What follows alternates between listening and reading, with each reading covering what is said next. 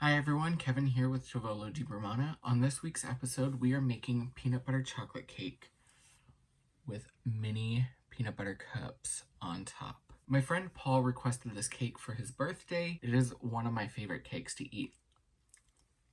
It's so decadent. This cake is pretty easy, but it takes some planning because you have to make the chocolate ganache filling the day before.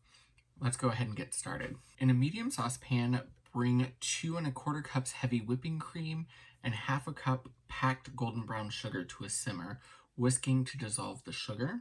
Once it comes to a simmer, you're going to remove it from the heat and add 12 ounces of bittersweet chocolate, finely chopped. Now, I cheat and I use chocolate chips. It's just easier, I don't have to chop anything, and it makes my life so much better. You're going to let those sit for about a minute and then whisk to combine.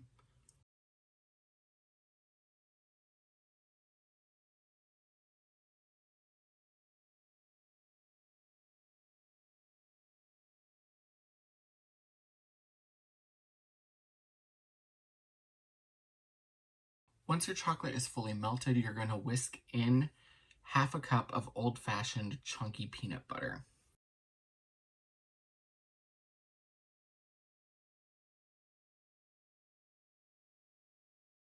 Store in the fridge overnight uncovered. Preheat your oven to 350 degrees Fahrenheit. Sift together 2½ cups all-purpose flour, 1 teaspoon baking powder, 1 teaspoon baking soda, and ½ teaspoon of salt.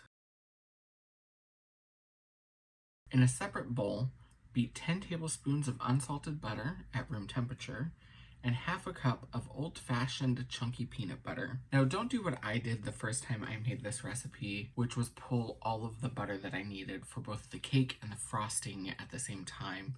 I ended up putting all of the butter into this step, which just made the batter fry as it baked.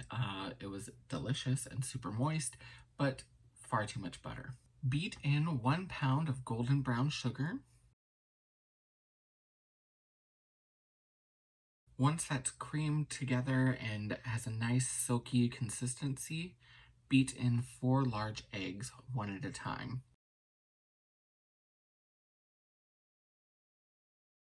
Then add 1 teaspoon vanilla extract.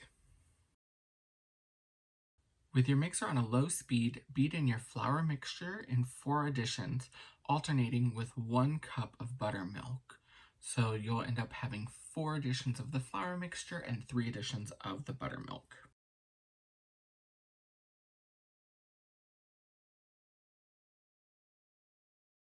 I used 2 9-inch springform pans for this recipe because I like a thicker cake. You could separate it into 3 cake pans and have smaller layers. Divide your batter among the pans and spread evenly.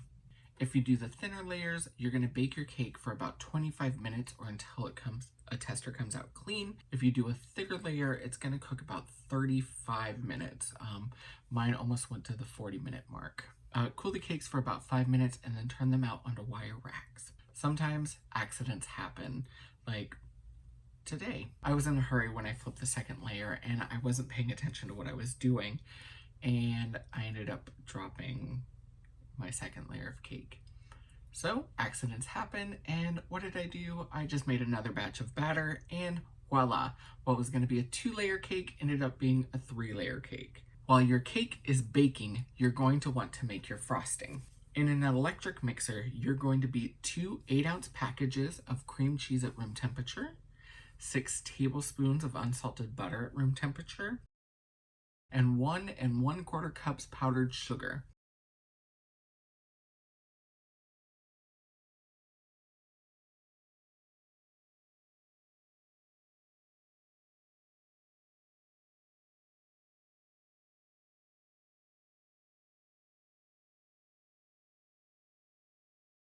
One teaspoon vanilla extract.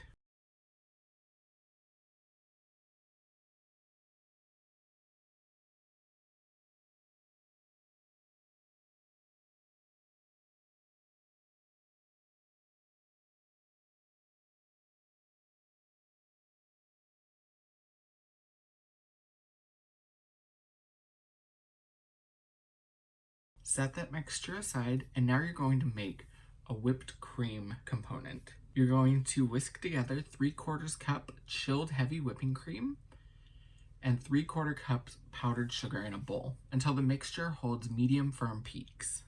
Take about 1/3 of the whipped cream mixture and you're going to beat that into the cream cheese frosting just to help loosen it up a little bit.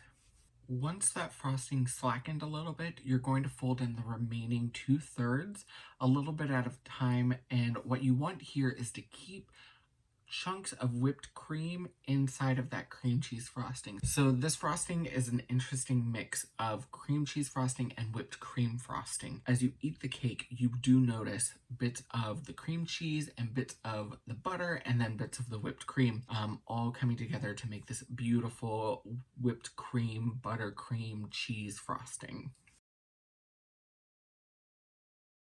Once your buttercream, cheese, whipped cream frosting is done, you're going to place it in the fridge for about an hour. Time to build our cake. Place your first layer on a pedestal and you're going to use about 1/2 of the amount of the chocolate ganache and spread it here in this layer. You do only need 2 layers of your filling, so if you really love chocolate, you could use 1/2 of the ganache on this layer and then 1/2 on the next. I tend to do a little bit less than 1/2 for each of the layers. Repeat with the next layer.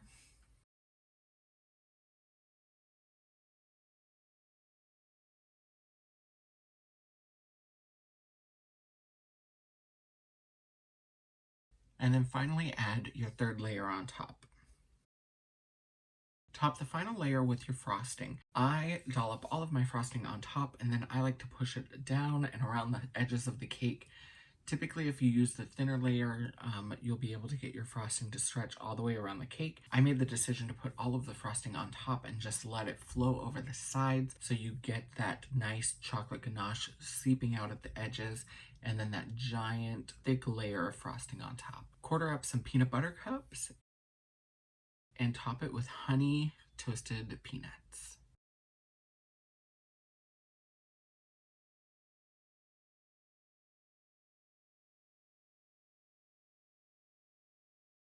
Slice and enjoy.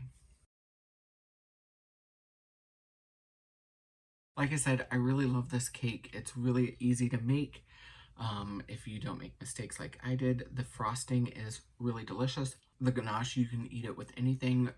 You can actually roll it into truffles if you wanted to. Thank you all for watching this week's episode. I hope you really enjoyed it. Hit the like and subscribe button and share with all of your friends. I want to apologize for getting off schedule because I had finals and then I had my wisdom teeth removed, but we're back on track. Today is St. Patrick's Day, so that means I'm making corned beef and cabbage and potatoes and carrots.